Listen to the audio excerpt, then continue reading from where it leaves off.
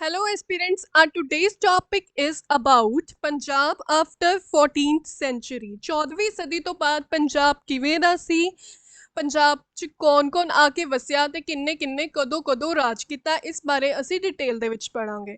ਉਸ ਤੋਂ ਪਹਿਲੇ ਮੈਂ ਤੁਹਾਨੂੰ ਦੱਸ ਦੇਵਾਂ ਕਿ ਲਾਸਟ ਲੈਕਚਰ ਦੇ ਵਿੱਚ ਮੈਂ ਤੁਹਾਨੂੰ ਕਰਵਾਇਆ ਸੀ ਇੰਡਸ ਵੈਲੀ ਸਿਵਲਾਈਜੇਸ਼ਨ ਦੇ ਬਾਰੇ, ਕਿੰਨੇ ਉਹਦੀ ਖੋਜ ਕੀਤੀ ਸੀ ਤੇ ਕਦੋਂ ਕੀਤੀ ਸੀ ਤੇ ਕਿੱਦਾਂ ਕੀਤੀ ਸੀ। ਇੰਪੋਰਟੈਂਟ ਸਾਈਟਸ ਪੜ੍ਹੀਆਂ ਸੀ ਇੰਡੀਆ ਦੇ ਵਿੱਚ ਇੰਡਸ ਵੈਲੀ ਦੀਆਂ, ਇੰਡਸ ਸਾਈਟਸ ਪੜ੍ਹੀਆਂ ਸੀ ਕਿਹੜੀਆਂ ਨੇ ਪੰਜਾਬ ਦੇ ਵਿੱਚ, ਤੇ ਓਲਡ ਨੇਮਸ ਆਫ ਪੰਜਾਬ ਨੂੰ ਅਸੀਂ ਡਿਟੇਲ ਦੇ ਵਿੱਚ ਕੀਤਾ ਸੀ। ਲਿੰਕ ਤੁਹਾਨੂੰ ਉਸ ਵੀਡੀਓ ਦਾ ਡਿਸਕ੍ਰਿਪਸ਼ਨ ਬਾਕਸ ਦੇ ਵਿੱਚ ਮਿਲ ਜਾਏਗਾ, ਜਾਂ ਫਿਰ ਤੁਸੀਂ ਚੈਨਲ ਉੱਪਰ ਵਿਜ਼ਿਟ ਕਰਕੇ ਪਲੇਲਿਸਟ ਕਾਲਮ ਦੇ ਵਿੱਚ ਪੰਜਾਬ GKGS ਨਾਮ ਤੋਂ ਇੱਕ ਪਲੇਲਿਸਟ ਬਣੀ ਹੋਈ ਹੈ, ਉਹਦੇ ਉੱਪਰ ਕਲਿੱਕ ਕਰਕੇ ਤੁਹਾਨੂੰ ਵੀਡੀਓਜ਼ ਜਿਹੜੀਆਂ ਨੇ ਬਹੁਤ ਸਾਰੀਆਂ ਮਿਲ ਜਾਣਗੀਆਂ, ਜਿਹੜੀ ਕਿ ਆਰਡਰ ਵਾਈਜ਼ ਉੱਥੇ ਲੱਗੀਆਂ ਹੋਈਆਂ ਨੇ। ਤੁਸੀਂ ਉੱਥੇ ਜਾ ਕੇ ਵੀ ਕਲਾਸਿਸ ਲਗਾ ਸਕਦੇ ਹੋ। ਚਲਿਏ ਸ਼ੁਰੂ ਕਰਦੇ ਹਾਂ। Punjab after 14th century. ਸਭ ਤੋਂ ਪਹਿਲੇ ਪੰਜਾਬ ਦੇ ਵਿੱਚ ਸਲੇਵ ਡਾਇਨੈਸਟੀ ਆਈ ਸੀ, ਜਿਹੜੀ ਕਿ ਆਈ ਸੀ 1206 ਤੋਂ ਲੈ ਕੇ 1290 ਉਹਨਾਂ ਦਾ ਟਾਈਮ ਪੀਰੀਅਡ ਰਿਹਾ। ਸਲੇਵ ਦਾ ਮਤਲਬ ਇੱਥੇ ਹੈਗਾ ਗੁਲਾਮ, ਸਲੇਵ ਦਾ ਮਤਲਬ ਇੱਥੇ ਹੈਗਾ ਗੁਲਾਮ। ਤੇ ਡਾਇਨੈਸਟੀ ਜਿਹੜੀ ਹੈ ਉਹਨੂੰ ਅਸੀਂ ਹਿੰਦੀ 'ਚ ਵੰਸ਼ ਕਹਿ ਦਿੰਦੇ ਹਾਂ, ਯਾਨੀ ਕਿ ਗੁਲਾਮ ਵੰਸ਼ ਜਿਹੜਾ ਸੀ ਸਭ ਤੋਂ ਪਹਿਲੇ ਆਇਆ ਸੀ। ਕਿਵੇਂ ਆਇਆ ਸੀ ਉਹਨੂੰ ਮੈਂ ਅੱਗੇ ਤੁਹਾਨੂੰ ਡਿਟੇਲ ਦੇ ਵਿੱਚ ਕਰਵਾਉਂਗੀ। ਗੁਲਾਮ ਵੰਸ਼ ਤੋਂ ਬਾਅਦ ਆਏ ਸੀਗੇ ਖਿਲਜੀ, ਖਿਲਜੀ ਤੋਂ ਬਾਅਦ ਆਏ ਸੀਗੇ ਤੁਗਲਕ ਡਾਇਨੈਸਟੀ, ਉਸ ਤੋਂ ਬਾਅਦ ਸੈਯਦ ਆਏ ਸੀਗੇ, ਤੇ ਫਿਰ ਆਏ ਸੀਗੇ ਲੋਧੀ। ਐਂਡ ਦੇ ਵਿੱਚ ਲੋਧੀ ਆਏ ਸੀ। ਹੁਣ ਐਗਜ਼ਾਮ ਦੇ ਵਿੱਚ ਕੁਐਸਚਨ ਕਿਵੇਂ ਆਉਂਦਾ ਹੈ ਕਿ ਉਹ ਤੁਹਾਨੂੰ ਡਾਇਨੈਸਟੀਜ਼ ਦੇ ਨਾਮ ਲਿਖ ਕੇ ਦੇ ਦੇਣਗੇ ਤੇ ਪੁੱਛਣਗੇ ਕਿ ਇਹਨੂੰ ਆਰਡਰ ਵਾਈਜ਼ ਲਗਾਓ ਕਿ ਉਹ ਕਿੱਦਾਂ ਕਿੱਦਾਂ ਪੰਜਾਬ ਦੇ ਵਿੱਚ ਆਏ ਸੀਗੇ। ਸੋ ਉਹ ਆਰਡਰ ਅਰੇਂਜ ਕਰਨ ਲਈ ਮੈਂ ਤੁਹਾਨੂੰ ਇੱਕ ਟ੍ਰਿਕ ਦੱਸ ਦਿੰਦੀ ਹਾਂ। ਸਭ ਤੋਂ ਪਹਿਲਾਂ ਆਪਾਂ ਚੱਕ ਲੈਂਦੇ ਹਾਂ ਅੱਖਰ SKTSL,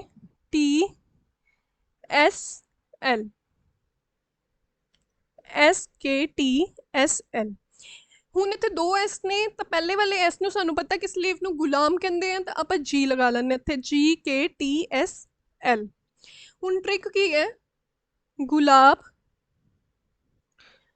ਖਿਲੇ तो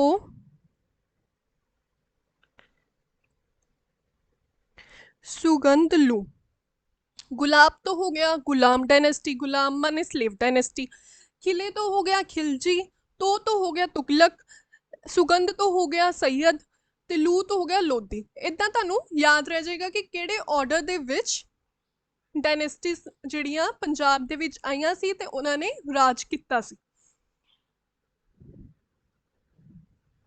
ਉਸ ਤੋਂ ਬਾਅਦ ਅਸੀਂ ਹੁਣ ਕਰਾਂਗੇ ਆਰਡਰ ਵਾਈਜ਼ ਕਿ ਸਲੇਵ ਡਾਇਨੈਸਟੀ ਦੇ ਵਿੱਚ ਕਿਹੜੇ ਕਿਹੜੇ ਰਾਜਾ ਹੋਏ ਨੇ ਤੇ ਕਿੱਦਾਂ ਉਹਨਾਂ ਦੀ ਐਂਟਰੀ ਹੋਈ ਸੀ ਇੰਡੀਆ ਦੇ ਵਿੱਚ, ਤੇ ਉਹਨਾਂ ਨੇ ਕਿਵੇਂ ਰਾਜ ਕੀਤਾ, ਕਿਹੜੇ ਕਿਹੜੇ ਟਾਈਮ ਪੀਰੀਅਡ ਦੇ ਤੱਕ ਰਾਜ ਕੀਤਾ, ਉਹਦੇ ਬਾਰੇ ਅਸੀਂ ਡਿਟੇਲ ਦੇ ਵਿੱਚ ਪੜ੍ਹਦੇ ਹਾਂ। ਤਾਂ ਚਲਿਏ ਸ਼ੁਰੂ ਕਰਦੇ ਹਾਂ। ਫਿਰ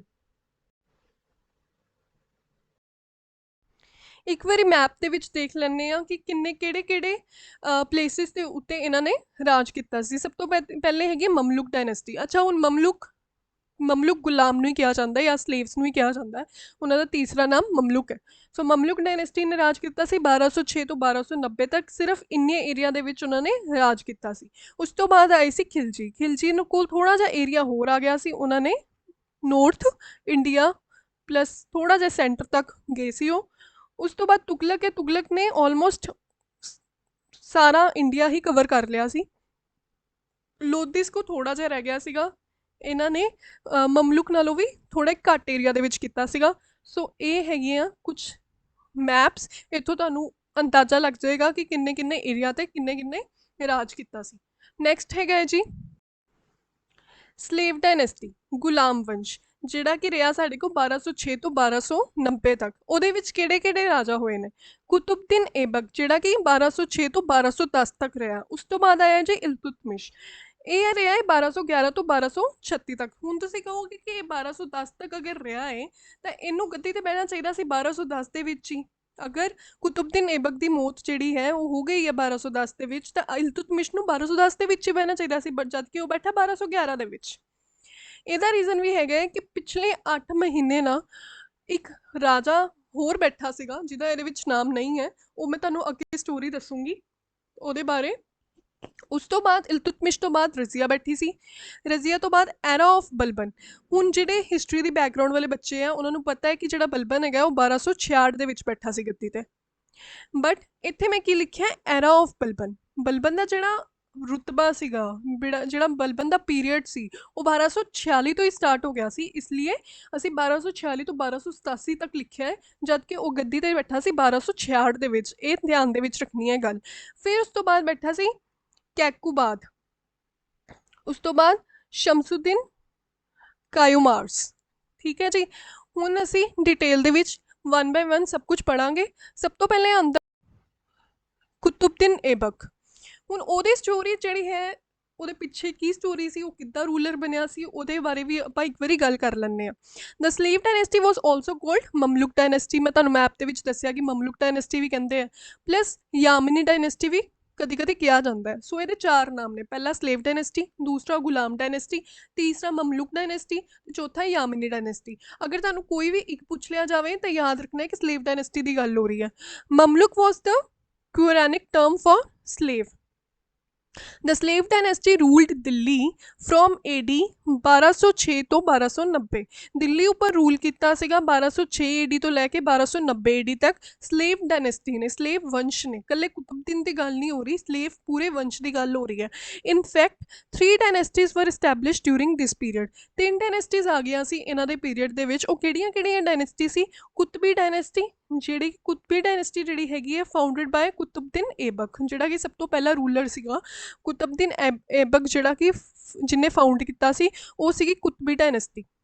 ਦੂਜੀ ਹੈਗੀ ਹੈ ਫਸਟ ਇਲਬਰੀ ਡਾਇਨੈਸਟੀ। ਇਲਬਰੀ ਡਾਇਨੈਸਟੀ, ਇਲਬਰੀ ਵੰਸ਼ ਫਸਟ 1211 ਤੋਂ 1266 ਤੱਕ ਰਿਹਾ, ਫਾਊਂਡਡ ਬਾय ਇਲਤੁਤਮਿਸ਼। ਇਲਤੁਤਮਿਸ਼ ਅਲੱਗ ਪਰਿਵਾਰ ਤੋਂ ਸੀਗਾ, ਉਹ ਵੀ ਮੈਂ ਤੁਹਾਨੂੰ ਦੱਸੂੰਗੀ ਕਿੱਦਾਂ।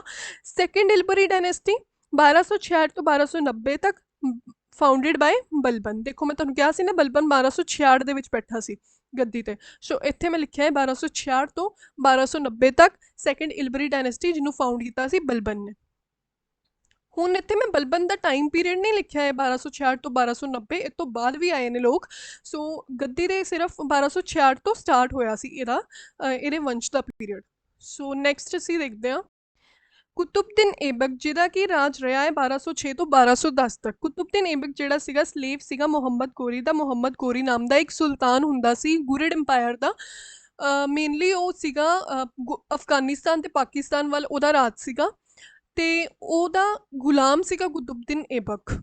ਮੁਹੰਮਦ ਗੋਰੀ ਦਾ ਟਾਈਮ ਪੀਰੀਅਡ ਰਿਹਾ 1177 ਤੋਂ ਲੈ ਕੇ 1206 ਤੱਕ। ਮੁਹੰਮਦ ਗੋਰੀ ਨੇ ਕੁਤੁਬਦੀਨ ਐਬਕ ਨੂੰ ਗਵਰਨਰ ਬਣਾ ਦਿੱਤਾ ਸੀ ਇੰਡੀਅਨ ਪੋਜੈਸ਼ਨਸ ਦਾ। ਮੁਹੰਮਦ ਗੋਰੀ, ਹੁਣ ਸਟੋਰੀ ਕਿੱਥੋਂ ਸਟਾਰਟ ਹੁੰਦੀ ਹੈ ਕਿ ਮੁਹੰਮਦ ਗੋਰੀ ਦੇ ਕੋਲ ਅਫਗਾਨਿਸਤਾਨ ਪਾਕਿਸਤਾਨ ਤਾਂ ਸੀਗਾ ਹੀ, ਬਟ ਉਹ ਇੰਡੀਆ ਦੇ ਉੱਪਰ ਵੀ ਰਾਜ ਕਰਨਾ ਚਾਹੁੰਦਾ ਸੀ, ਇਸ ਲਈ ਉਹਨੇ ਇੰਡੀਆ ਤੇ ਅਟੈਕ ਕੀਤਾ ਸੀ।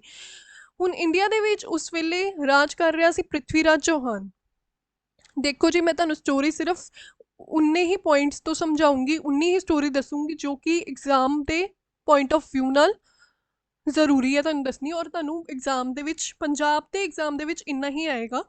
ਡਿਟੇਲ ਦੇ ਵਿੱਚ ਅਸੀਂ ਕਰਾਂਗੇ ਇੰਡੀਅਨ ਹਿਸਟਰੀ ਦੇ ਵਿੱਚ ਇਹਦੇ ਬਾਰੇ, ਸੋ ਮੈਂ ਜ਼ਿਆਦਾ ਡੀਪ ਨਹੀਂ ਜਾਊਂਗੀ। ਮੋਟੀ ਮੋਟੀ ਤੁਹਾਨੂੰ ਸਟੋਰੀ ਦੱਸ ਦਿੰਦੀ ਹੈ ਕਿ ਮੁਹੰਮਦ ਗੋਰੀ ਆਪਣੇ 4 ਗੁਲਾਮਾਂ ਦੇ ਨਾਲ ਇੰਡੀਆ ਵਿੱਚ ਆਉਂਦਾ ਹੈ, ਇੰਡੀਆ ਤੇ ਅਟੈਕ ਕਰਨ ਆਉਂਦਾ ਹੈ। ਉਹ 4 ਗੁਲਾਮ ਜਿਹੜੇ ਨੇ ਉਹ ਨੇ ਕੁਤੁਬਦੀਨ ਐਬਕ, ਯਾਲਦੂਸ, ਨਾਸਿਰ ਅਦ ਦਿਨ ਕੁਬਾਜਾ ਐਂਡ ਬਖਤਿਆਰ ਖਿਲਜੀ। ਹੁਣ ਇਹਨਾਂ ਵਿੱਚੋਂ ਇੰਪੋਰਟੈਂਟ ਨੇ ਜਿਹੜੇ, ਇੱਕ ਪਹਿਲਾ ਤਾਂ ਹੈਗਾ ਕੁਤੁਬਦੀਨ ਐਬਕ, ਉਸ ਤੋਂ ਬਾਅਦ ਯਾਲਦੂਸ। ਯਾਲਦੂਸ ਦਾ ਵੀ ਨਾਮ ਯਾਦ ਰੱਖਣਾ, ਅੱਗੇ ਯੂਜ਼ ਹੋਣਾ, ਮੈਂ ਦੱਸੂੰਗੀ ਕਿੱਥੇ।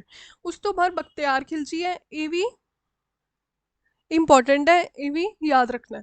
ਸੋ ਇਹ 4 ਗੁਲਾਮ ਸੀਗੇ, ਇਹਨਾਂ ਦੇ ਨਾਮ ਯਾਦ ਰੱਖਣੇ। ਜਿਹੜਾ ਬਖਤਿਆਰ ਖਿਲਜੀ ਸੀਗਾ ਉਹ ਮਿਲਟਰੀ ਲੀਡਰ ਸੀਗਾ ਕੁਤੁਬਦੀਨ ਐਬਕ ਦਾ, and destroyer of Nalanda university, ਜਿਹੜਾ ਕਿ 1198 ਦੇ ਵਿੱਚ ਨਾਲੰਦਾ ਯੂਨੀਵਰਸਿਟੀ ਤੇ ਅਟੈਕ ਕਰਕੇ ਉਹਨੂੰ ਡਿਸਟਰੋਏ ਕਰ ਦਿੱਤਾ ਗਿਆ ਸੀ। ਉਹ ਕਿਹਨੇ ਕੀਤਾ ਸੀ? ਬਖਤਿਆਰ ਖਿਲਜੀ ਨੇ। ਕਿਹਦੇ ਟਾਈਮ ਪੀਰੀਅਡ ਤੇ ਕੀਤਾ ਸੀਗਾ? ਤਾਂ ਉੱਥੇ ਮੁਹੰਮਦ ਗੋਰੀ ਆਏਗਾ, ਕੁਤੁਬਦੀਨ ਐਬਕ ਨਹੀਂ ਆਏਗਾ, ਕਿਉਂਕਿ ਕੁਤੁਬਦੀਨ ਐਬਕ ਜਿਹੜਾ ਸੀਗਾ ਉਹ ਗਵਰਨਰ ਸੀਗਾ ਇੰਡੀਅਨ ਪੋਜੀਸ਼ਨ ਦਾ, ਜਦ ਕਿ ਸੁਲਤਾਨ ਜਿਹੜਾ ਸੀ ਉਹ ਮੁਹੰਮਦ ਗੋਰੀ ਸੀ। ਸੋ ਮੁਹੰਮਦ ਗੋਰੀ ਦੇ ਟਾਈਮ ਤੇ ਨਾਲੰਦਾ ਯੂਨੀਵਰਸਿਟੀ ਦੇ ਉੱਤੇ ਅਟੈਕ ਹੋਇਆ ਸੀ। ਕਦੋਂ ਹੋਇਆ ਸੀ? 1198 ਦੇ ਵਿੱਚ। ਮੈਂ ਜਿਹੜੇ ਅੰਡਰਲਾਈਨ ਕਰ ਰਹੀ ਹਾਂ ਉਹ ਬਹੁਤ ਇੰਪੋਰਟੈਂਟ ਹੈ, ਉਹਨਾਂ ਪੁਆਇੰਟਸ ਨੂੰ ਯਾਦ ਰੱਖਣਾ ਹੈ, ਉਹ ਐਗਜ਼ਾਮ 'ਚ ਪੁੱਛੇ ਜਾਂਦੇ ਨੇ। Qutbuddin Aibak was set up military headquarters at Indraprastha. Indraprastha ਨੂੰ ਉਹਨੇ ਮਿਲਟਰੀ ਹੈਡਕੁਆਰਟਰ ਸੈਟਅਪ ਕਰ ਦਿੱਤਾ ਸੀ ਨੀਅਰ ਦਿੱਲੀ। ਦਿੱਲੀ ਦੇ ਕੋਲ ਇੰਦਰਪ੍ਰਸਥ ਨਾਮ ਦੀ ਜਗ੍ਹਾ ਸੀ, ਜਿਹਦੇ ਉੱਪਰ ਉਹਨੇ ਮਿਲਟਰੀ ਹੈਡਕੁਆਰਟਰ ਸੈਟਅਪ ਕਰ ਦਿੱਤਾ ਸੀ। He raised a standing army and established his hold over North India even during the lifetime of Gori. ਗੋਰੀ ਦੇ ਲਾਈਫ ਟਾਈਮ ਤੇ ਹੁੰਦੇ ਹੁੰਦੇ ਹੀ ਉਹਨੇ ਆਪਣਾ ਹੋਲਡ ਬਣਾ ਲਿਆ ਸੀਗਾ ਨਾਰਥ ਇੰਡੀਆ ਦੇ ਉੱਪਰ ਆਰਮੀ ਖੜੀ ਕਰਕੇ। ਆਫਟਰ ਦ ਡੈਥ ਆਫ ਗੋਰੀ ਇਨ 1206 ਐਬਕ ਡਿਕਲੇਅਰਡ ਹਿਸ ਇੰਡੀਪੈਂਡੈਂਸ। ਅੱਛਾ ਹੁਣ ਜਦੋਂ ਗੁਲਾਮ ਜਿਹੜੇ ਨੇ ਨਾ ਉਹ ਆਪਣੇ ਲੀਡਰ ਦੇ ਆਪਣੇ ਸੁਲਤਾਨ ਦੇ ਇੰਨੇ ਪੱਕੇ ਹੁੰਦੇ ਸੀ ਕਿ ਉਹਨਾਂ ਦੀ ਗੱਲ ਉਹਨਾਂ ਦੇ ਕਰਕੇ ਉਹ ਜਾਨ ਤੱਕ ਦੇ ਦਿੰਦੇ ਸੀ, ਕਦੀ ਗੱਦਾਰੀ ਨਹੀਂ ਸੀ ਕਰਦੇ। ਗੁਲਾਮ ਵੰਸ਼ ਦੀ ਇਹ ਖਾਸੀਅਤ ਸੀ। ਪਰ ਜਦੋਂ ਮੁਹੰਮਦ ਗੋਰੀ 1206 ਦੇ ਵਿੱਚ ਮਰ ਗਿਆ ਉਸ ਵੇਲੇ ਏਬਕ ਨੇ ਆਪਣੀ ਇੰਡੀਪੈਂਡੈਂਸ ਡਿਕਲੇਅਰ ਕਰ ਦਿੱਤੀ ਕਿ ਮੇਰਾ ਸੁਲਤਾਨ ਮਰ ਚੁੱਕਾ ਹੈ, ਮੈਂ ਹੁਣ ਤੀਸਰੇ ਬੰਦੇ ਦੀ ਨਹੀਂ ਸੁਣਨੀ।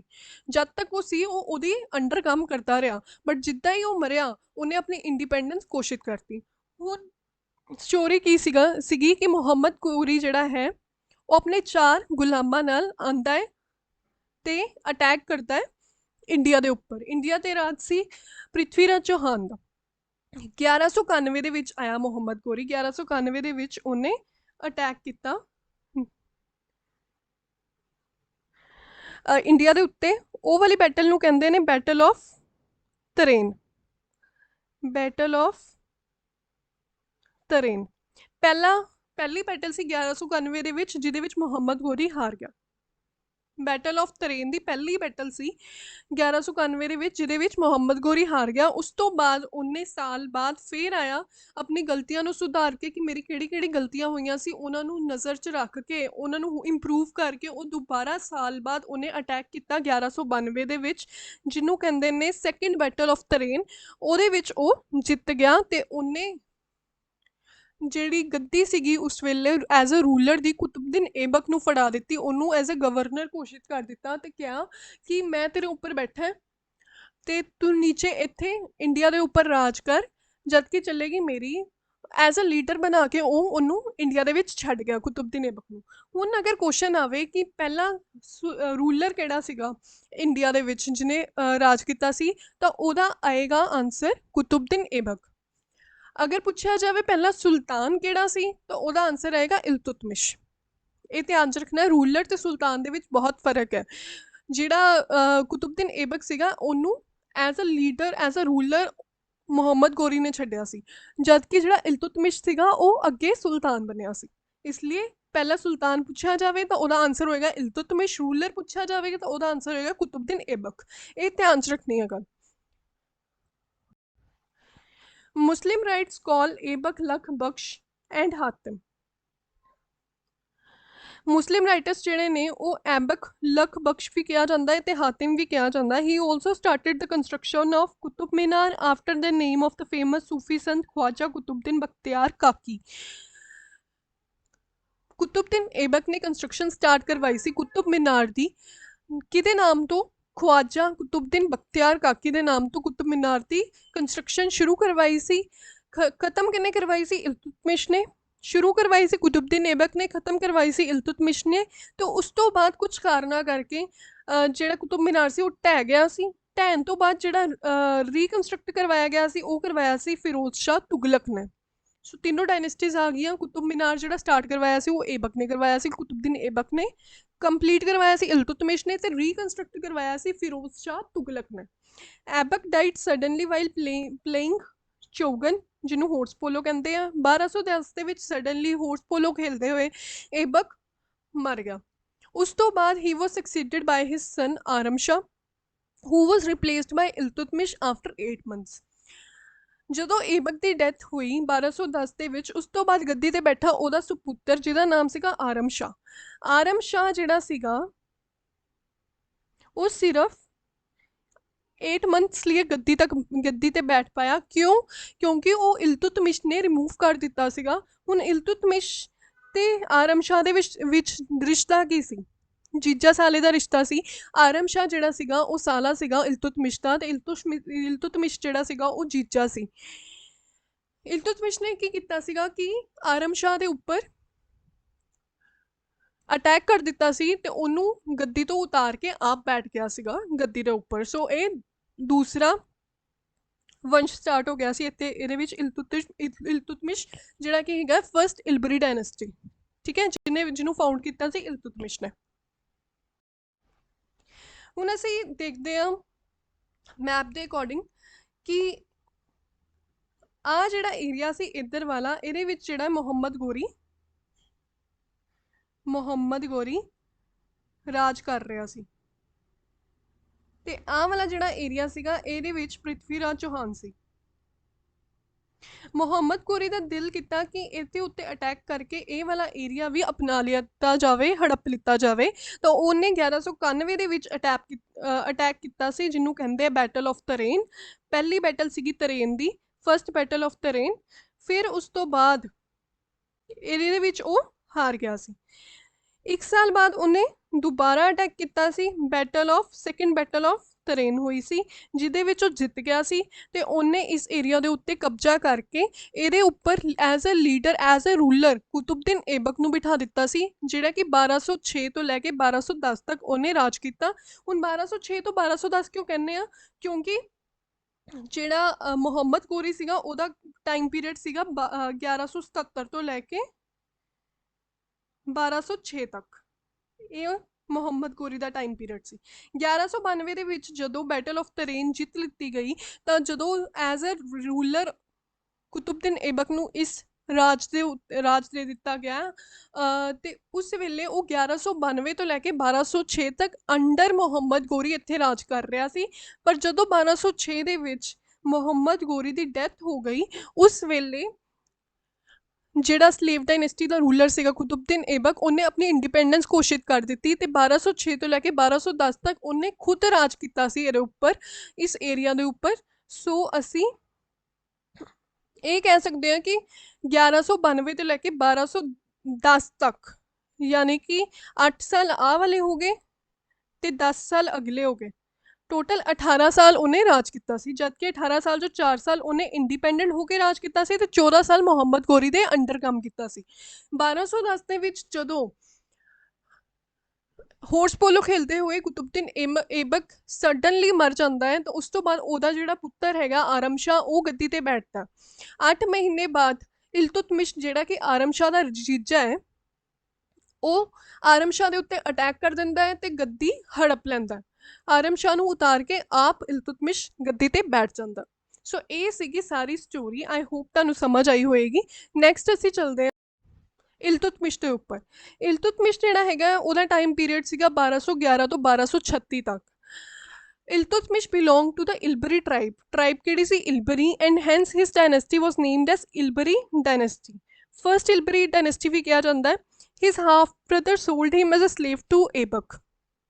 ਉਹਦੇ ਜਿਹੜੇ ਹਾਫ ਬ੍ਰਦਰ ਸੀ ਸੁਲਤਾਨ ਇਲਤੁਤਮਿਸ਼ ਦੇ ਜਿਹੜੇ ਸੁਤੇਲੇ ਭਰਾ ਸੀਗੇ, ਉਹਨਾਂ ਨੇ ਜਾ ਕੇ ਮਾਰਕੀਟ ਦੇ ਵਿੱਚ ਐਬਕ ਨੂੰ ਆਪਣਾ ਭਰਾ ਜਿਹੜਾ ਹੈ ਉਹ ਐਜ਼ ਅ ਗੁਲਾਮ ਵੇਚ ਦਿੱਤਾ ਸੀ, ਯਾਨੀ ਕਿ ਕੁਤੁਬਦੀਨ ਐਬਕ ਦਾ ਗੁਲਾਮ ਹੋਇਆ ਕਰਦਾ ਸੀ ਇਲਤੁਤਮਿਸ਼। ਹੁਣ ਉਸ ਜ਼ਮਾਨੇ ਦੇ ਵਿੱਚ ਕੀ ਸੀਗਾ ਕਿ ਗੁਲਾਮ ਦੇ ਉੱਪਰ ਜ਼ਿਆਦਾ ਟਰਸਟ ਕੀਤਾ ਜਾਂਦਾ ਸੀ ਆਪਣੇ ਬੇਟੇ ਦੇ ਨਾਲੋਂ। ਕਿਉਂ? ਕਿਉਂਕਿ ਗੁਲਾਮ ਜਿਹੜਾ ਸੀਗਾ ਉਹ ਆਪਣੇ ਸੁਲਤਾਨ ਲਈ, ਆਪਣੇ ਰੂਲਰ ਲਈ ਜਾਨ ਵੀ ਕੁਰਬਾਨ ਕਰ ਦਿੰਦਾ ਹੁੰਦਾ ਸੀ, ਬਟ ਉਹ ਤੀਸਰੇ ਬੰਦੇ ਦੀ ਨਹੀਂ ਸੀ ਮੰਨਦਾ, ਜਿੱਦਾਂ ਕਿ ਕੁਤੁਬਦੀਨ ਐਬਕ ਸੀਗਾ ਮੁਹੰਮਦ ਗੋਰੀ ਵਾਸਤੇ, ਇੱਦਾਂ ਹੀ ਇਲਤੁਤਮਿਸ਼ ਸੀਗਾ ਕੁਤੁਬਦੀਨ ਐਬਕ ਵਾਸਤੇ। So who made him his son in law by giving his daughter in marriage to him. Qutbuddin Aibak ਨੇ ਐਜ਼ ਅ ਸਲੇਵ ਇਲਤੁਤਮਿਸ਼ ਨੂੰ ਖਰੀਦਿਆ, ਤੇ ਕੁਝ ਸਾਲਾਂ ਬਾਅਦ ਜਦੋਂ ਉਹਨੇ ਦੇਖਿਆ ਕਿ ਇਲਤੁਤਮਿਸ਼ ਕਾਫੀ ਵਧੀਆ ਇਨਸਾਨ ਹੈ, ਉਹਨੇ ਕੀ ਕੀਤਾ, ਆਪਣੀ ਕੁੜੀ ਦਾ ਵਿਆਹ ਇਲਤੁਤਮਿਸ਼ ਨਾਲ ਕਰਵਾ ਦਿੱਤਾ। Later Aibak appointed him as governor of Gwalior. ਹੁਣ ਵਿਆਹ ਤਾਂ ਕਰਵਾ ਦਿੱਤਾ, ਉਸ ਤੋਂ ਬਾਅਦ ਗਵਾਲੀਅਰ ਥੋੜਾ ਜਿਹਾ ਪਾਰਟ ਜਿਹੜਾ ਸੀ ਆਪਣੇ ਰਾਜ ਦੇ ਵਿੱਚੋਂ, ਕੁਤੁਬਦੀਨ ਐਬਕ ਨੇ ਥੋੜਾ ਜਿਹਾ ਰਾਜ ਜਿਹੜਾ ਸੀਗਾ ਗਵਾਲੀਅਰ, ਉਹਦੇ ਵਿੱਚ ਉਹਨੂੰ ਗਵਰਨਰ ਬਣਾ ਦਿੱਤਾ। ਇਨ 1211 ਇਲਤੁਤਮਿਸ਼ ਡਿਫੀਟਡ ਆਰਮ ਸ਼ਾਹ ਵੀ ਕਹਿ ਦਿੰਦੇ ਨੇ, ਆਰਮ ਬਖਸ਼ ਵੀ ਕਹਿ ਦਿੰਦੇ, ਐਂਡ ਬਿਕਮ ਸੁਲਤਾਨ। ਸੋ ਇਹ ਫਸਟ ਸੁਲਤਾਨ ਸੀਗਾ। 1211 ਦੇ ਵਿੱਚ ਇਲਤੁਤਮਿਸ਼ ਨੇ ਆਰਮ ਬਖਸ਼ ਨੂੰ ਡਿਫੀਟ ਕਰ ਦਿੱਤਾ ਤੇ ਆਪ ਸੁਲਤਾਨ ਬਣ ਗਿਆ। He shifted his capital from Lahore to Delhi. ਪਹਿਲੇ ਕੈਪੀਟਲ ਜਿਹੜੀ ਹੁੰਦੀ ਸੀ ਲਾਹੌਰ ਹੁੰਦੀ ਸੀ, ਲਾਹੌਰ ਤੋਂ ਸ਼ਿਫਟ ਕਰਕੇ ਦਿੱਲੀ ਬਣਾ ਦਿੱਤੀ ਗਈ। ਕਿੰਨੇ ਬਣਾਈ ਸੀ? ਇਲਤੁਤਮਿਸ਼ ਨੇ ਬਣਾਈ ਸੀ। In the meantime Temujin, popularly known as Genghis Khan, the leader of Mongols, started invading Central Asia. ਹੁਣ ਮੋਂਗਲਸ ਕੌਣ ਨੇ? ਮੰਗੋਲਸ ਜਿਹੜੇ ਸੀਗੇ ਉਹ ਅੱਜ ਦੇ ਅਸੀਂ ਕਹਿ ਸਕਦੇ ਹਾਂ ਰਸ਼ੀਆ ਦਾ ਜਿਹੜਾ ਲੋਅਰ ਪਾਰਟ ਹੈ ਉਹ ਮੰਗੋਲਸ ਦਾ ਹੀ ਹੈ। ਸੋ ਮੰਗੋਲਸ ਉਸ ਵੇਲੇ ਸੈਂਟਰਲ ਏਸ਼ੀਆ ਵੱਲ ਵੱਧ ਰਹੇ ਸੀਗੇ ਤੇ ਉਹਨਾਂ ਦੇ ਵਿੱਚੋਂ ਜਿਹੜਾ ਚੰਗਿਸ ਖਾਨ ਸੀਗਾ ਲੀਡਰ ਸੀਗਾ ਉਹ ਲੀਡ ਕਰ ਰਿਹਾ ਸੀ ਮੰਗੋਲਸ ਨੂੰ। He defeated Jalaluddin Mangabarni the ruler of Khwarazm. Mangabani crossed the river Indus and sought asylum from Iltutmish. Iltutmish refused to give him shelter in order to save his empire from the onslaught of the Mongols. Fortunately for Iltutmish, Genghis Khan returned home without earning to India.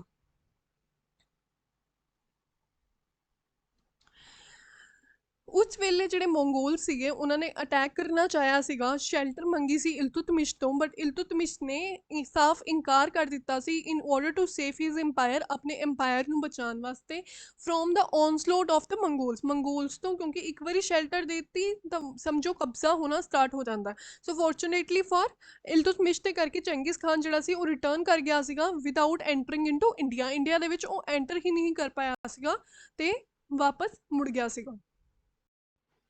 Iltutmish was a great statesman, बहुत वधिया बंदा सीगा। He received the Mansoor, the letter of recognition from the Abbasid Caliph in 1229 by which he became the legal sovereign ruler of India। ਹੁਣ ਦੇਖੋ ਮੈਂ ਤੁਹਾਨੂੰ ਸਮਝਾਉਂਦੀ ਹਾਂ ਕਿੱਦਾਂ ਰੂਲਰ ਤੇ ਸੁਲਤਾਨ ਦੀ ਕਹਾਣੀ। ਹੁਣ ਇੱਕ ਡਾਕਟਰ ਹੁੰਦਾ ਹੈ, ਕਿਸੇ ਪਿੰਡ ਦੇ ਵਿੱਚ ਕੋਈ ਡਾਕਟਰ ਹੁੰਦਾ ਹੈ ਵੈਦ ਟਾਈਪ, ਤੇ ਇੱਕ ਹੁੰਦਾ ਸਰਟੀਫਾਈਡ ਡਾਕਟਰ ਜਿਹਦੇ ਕੋਲ ਡਿਗਰੀ ਹੁੰਦੀ ਆ, ਸਰਟੀਫਾਈਡ ਡਾਕਟਰ, ਠੀਕ ਹੈ। ਹੁਣ ਜਿਹੜਾ ਇੱਥੇ ਆਪਾਂ ਰੂਲਰ ਦੀ ਗੱਲ ਕਰ ਰਹੇ ਹਾਂ ਕੁਤੁਬਦੀਨ ਐਬਕ, ਜਿਹਨੂੰ ਕਿ ਮੁਹੰਮਦ ਗੋਰੀ ਨੇ ਰਾਜ ਦਿੱਤਾ ਸੀਗਾ ਐਜ਼ ਅ ਲੀਡਰ ਰੂਲ ਕਰਨ ਲਈ, ਜਦ ਕਿ ਮੁਹੰਮਦ ਗੋਰੀ ਉਹਦੇ ਉੱਪਰ ਕੰਮ ਕਰ ਰਿਹਾ ਸੀ। ਸੋ ਉਹ ਐਜ਼ ਅ ਡਾਕਟਰ ਹੋ ਗਿਆ ਤੇ ਸਰਟੀਫਾਈਡ ਡਾਕਟਰ ਜਿਹੜਾ ਹੋ ਗਿਆ ਉਹ ਬਣ ਗਿਆ ਇਲਤੁਤਮਿਸ਼, ਬਿਕੋਜ਼ ਉਹਨੂੰ ਲੈਟਰ ਆਫ ਰਿਕੋਗਨਾਈਜੇਸ਼ਨ ਜਿਹਦਾ ਨਾਮ ਮਨਸੂਰ ਹੈਗਾ ਏ ਉਹ ਦੇ ਦਿੱਤੀ ਗਈ ਸੀ। ਕਿੰਨੇ ਦਿੱਤੀ ਸੀ? ਅਬਬਾਸਿਦ ਖਾਲਿਫ ਨੇ। ਕਦੋਂ ਦਿੱਤੀ ਸੀ? 1229 ਦੇ ਵਿੱਚ, ਜਿਹਦੇ ਨਾਲ ਉਹ ਲੀਗਲ ਸੋਵਰਨਰ ਰੂਲਰ ਆਫ ਇੰਡੀਆ ਬਣ ਗਿਆ ਸੀ, ਐਜ਼ ਅ ਸੁਲਤਾਨ ਕਹਿਲਾਉਣ ਲੱਗ ਪਿਆ ਸੀ। ਇਸ ਲਈ ਜਿਹੜਾ ਸੁਲਤਾਨ ਹੈ ਪਹਿਲਾਂ ਉਹ ਹੋਏਗਾ Iltutmish. Iltutmish was the first Sultan of Delhi to get recognition of the Caliph of Baghdad. Later he nominated his daughter Razia as his successor. Iltutmish ने कुछ देर बाद अपनी बेटी रजिया ਨੂੰ ਐਜ਼ ਅ ਸਕਸੈਸਰ ਨੋਮੀਨੇਟ ਕਰ ਦਿੱਤਾ ਸੀ ਕਿ ਮੇਰੇ ਤੋਂ ਬਾਅਦ ਰਜ਼ੀਆ ਜੋ ਹੈ ਉਹ ਰਾਜ ਕਰੇਗੀ, ਉਹ ਪੂਰੇ ਰਾਜ ਨੂੰ ਸੰਭਾਲੇਗੀ। He patronized many scholars and number of Sufi sons came to India during his ਰੀਨ। ਹੁਣ ਉਸ ਇਲਤੁਤਮਿਸ਼ ਦੇ ਟਾਈਮ ਤੇ ਕਿਹੜੇ ਕਿਹੜੇ ਸਕੋਲਰਸ, ਕਿਹੜੇ ਕਿਹੜੇ ਸੂਫੀ ਸੰਤ ਜਿਹੜੇ ਨੇ ਉਹ ਇੰਡੀਆ ਦੇ ਵਿੱਚ ਆਏ ਸੀਗੇ? ਕੁਛ ਮੇਨ ਨੇ, ਇੰਪੋਰਟੈਂਟ ਨੇ, ਮੈਂ ਤੁਹਾਨੂੰ ਦੱਸ ਦਿੰਦੀ ਹਾਂ। ਫਸਟ ਹੈਗਾ ਹੈ ਮਿਨਹਾਜ ਉਸ ਸਿਰਾਜ, ਫਿਰ ਤਜੁਦੀਨ ਵੀ ਆਇਆ ਸੀ, ਨਿਜ਼ਾਮ ਉਲ ਮੁਲਕ ਮੁਹੰਮਦ ਜਨਾਦੀ ਵੀ ਆਏ ਸਨ, ਮਲੀਕ ਕੁਤੁਬਦੀਨ ਹਸਨ ਵੀ ਆਏ ਸੀ। ਇਹ ਕੁਛ ਸੂਫੀ ਸੰਤ ਸੀਗੇ, ਕੁਛ ਸਕੋਲਰ ਸੀਗੇ ਜਿਹੜੇ ਕਿ ਇਲਤੁਤਮਿਸ਼ ਦੇ ਟਾਈਮ ਤੇ ਇੰਡੀਆ ਦੇ ਵਿੱਚ ਆਏ ਸਨ। Apart from completing the construction of Qutub Minar at Delhi, the tallest stone tower in India, 238 feet, he built a magnificent mosque at Ajmer। Qutub Minar ਜਿਹੜਾ ਹੈਗਾ ਦਿੱਲੀ ਦੇ ਵਿੱਚ, ਉਹਦੀ ਕੰਸਟਰਕਸ਼ਨ ਕੰਪਲੀਟ ਕਰਵਾਈ ਸੀ ਇਲਤੁਤਮਿਸ਼ ਨੇ। ਸ਼ੁਰੂ ਕਿੰਨੇ ਕਰਵਾਇਆ ਸੀ? ਕੁਤੁਬਦੀਨ ਐਬਕ ਨੇ, ਠੀਕ ਹੈ।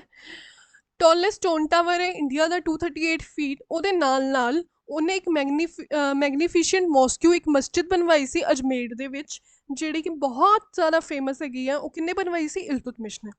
Iltutmish introduced the Arabic coinage into India and the silver tanka weighing 175 grams became a standard coin in medieval India।